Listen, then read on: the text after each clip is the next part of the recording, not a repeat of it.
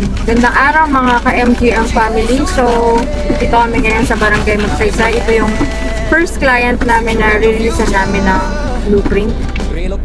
So, ayun, si ma'am yung namin, first client na bibigyan namin dito. Bale, from Magsaysay, papunta kami ng sentro ng Pulan.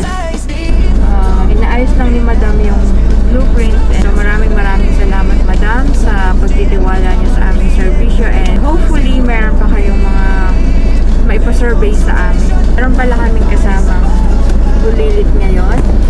Hi guys! Hello! So guys, bababa na ako. Hindi pala pwede si madam kasi hindi pa siya nakakaayos. Nahiya siya sa client humarap. So tara na. So done na tayo ng first client natin guys. Ay, dyan sa record ko So ngayon guys, papunta na kami sa dalawang lahong Bulan Sentro. Now, we're heading to Zone 2 Bulan Sentro sa ating second client. Ang second client namin guys, bale si Nok Labuda. Punta kami sa house para ibigay yung kanyang blueprint.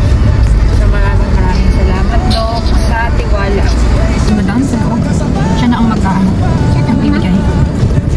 Sa lahat po ng may mga issue sa lupa or gusto nyo malaman yung sakto ng lupa nyo, magbebenta man po kayo or bibigay ng lupa, pwede nyo po kaming tawagan, i-PM or i-text.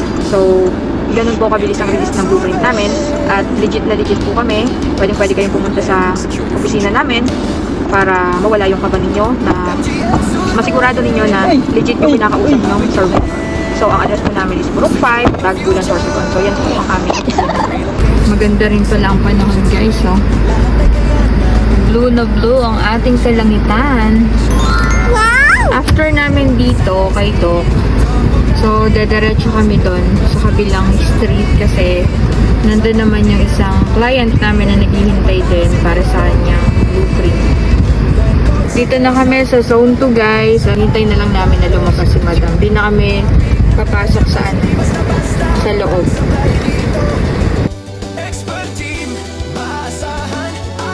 Dito na kami sa Zone 7 guys.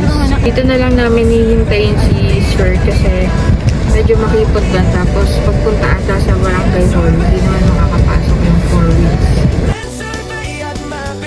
Ayun na nga, tapos na tayo sa ating pag-release. Bye!